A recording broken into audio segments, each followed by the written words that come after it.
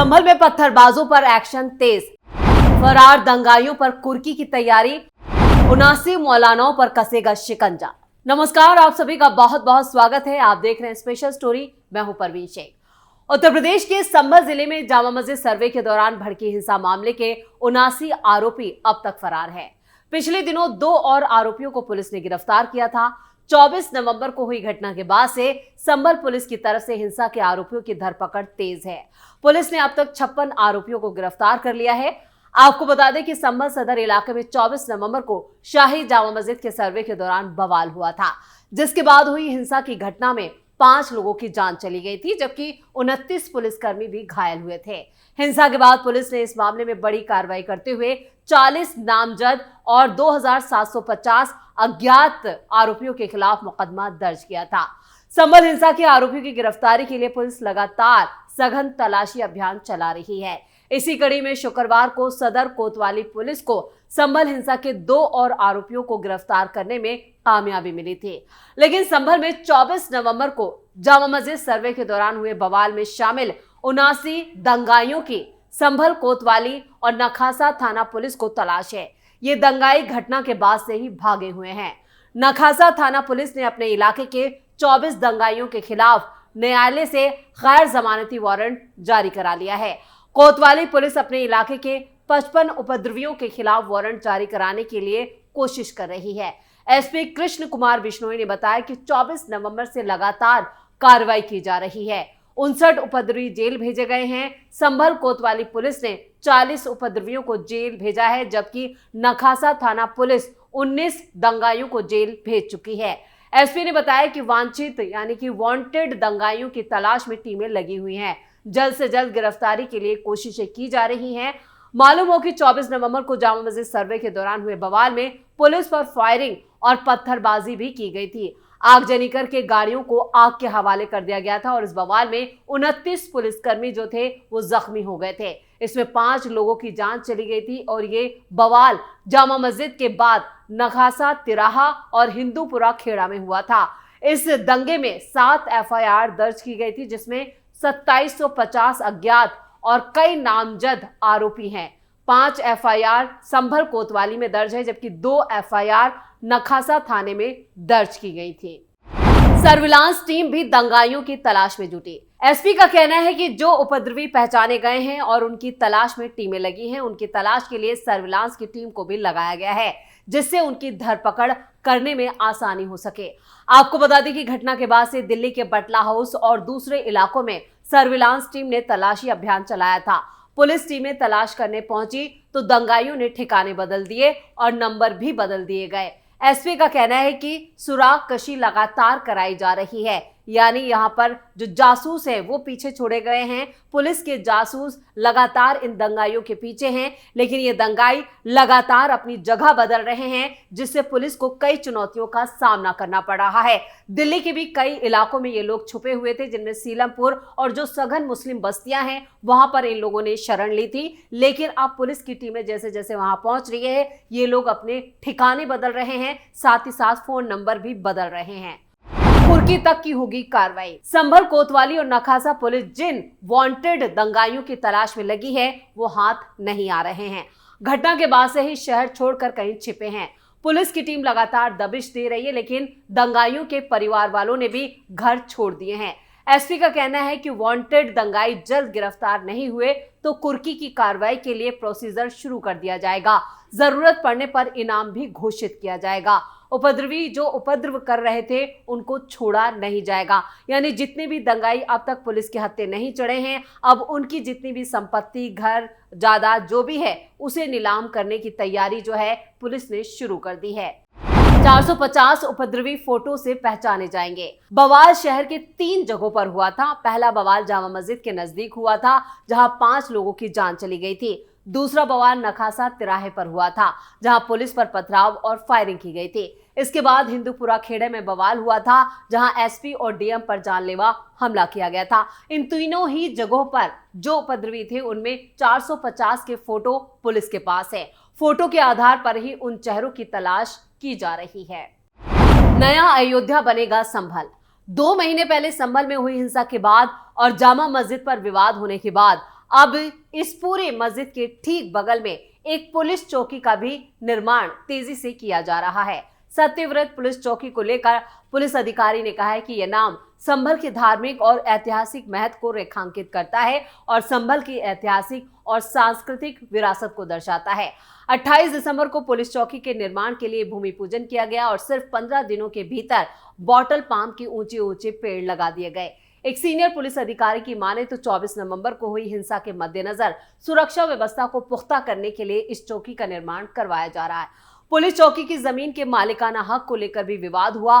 कुछ लोग उसे वक्फ बोर्ड की जमीन बता रहे थे, जबकि पुलिस इसे सरकारी जमीन बता रही है। जबकि मुस्लिम संगठन ने यह जमीन मौलाना खालिद के पूर्वजों ने वक्फ अल उल औलाद यानी वक्फ बोर्ड को दे दिया था और उन्होंने इससे जुड़े कागजात भी दिखाए थे। 90 साल के मौलाना खालिद स्थानीय निवासी और एक वक्त ये उनकी मालिकाना जमीन हुआ करती थी, ये उनका कहना था।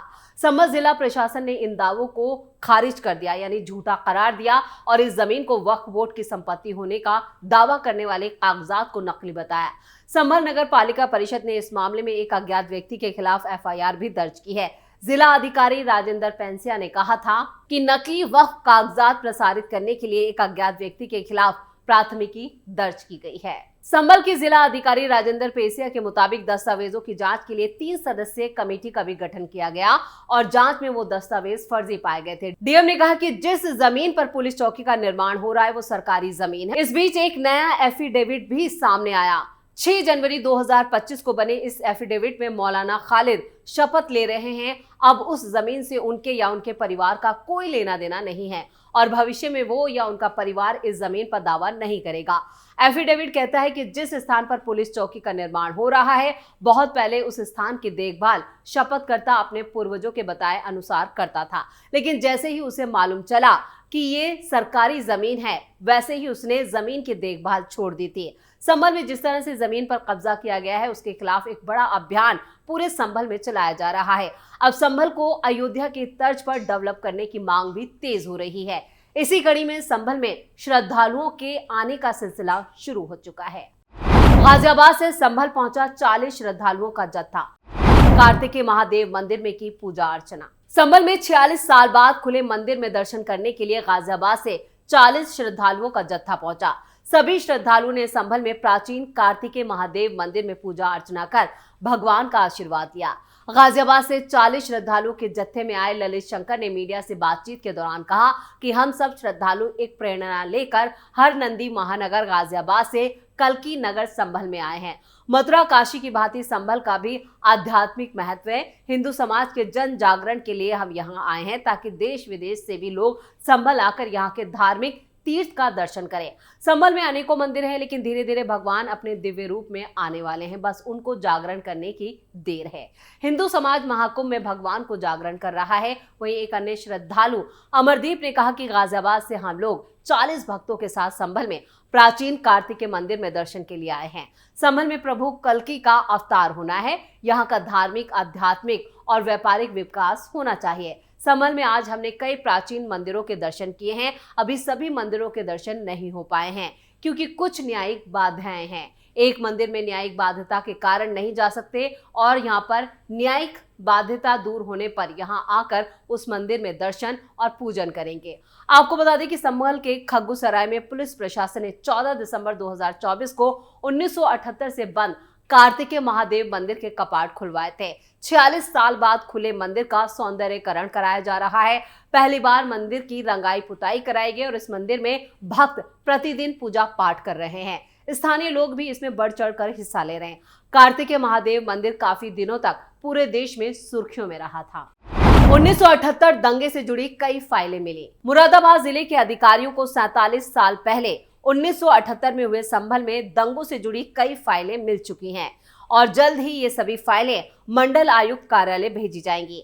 अधिकारी अभी इन फाइलों का अध्ययन कर रहे हैं। विधानमंडल के शीतकालीन सत्र के दौरान सीएम योगी ने संभल दंगों की चर्चा के बाद से जिले के अधिकारी जो है वो पूरी तरह से सक्रिय हैं। उस मामले में प्रदेश की गृह विभाग ने भी संभल जिला प्रशासन से रिपोर्ट मांगी है क्योंकि दंगे के वक्त संभल मुरादाबाद जिले का ही हिस्सा था, इसलिए दंगे की ज्यादातर फाइलें जिले के कार्यालयों में थीं। इसकी जानकारी अधिकारियों को नहीं थी। मंडल आयुक्त अंजय कुमार सिंह ने भी इस मामले में बैठक कर अभियोजन अधिकारियों से पूछताछ की, लेकिन तब फाइलों की जानकारी नहीं मिल पाए थे।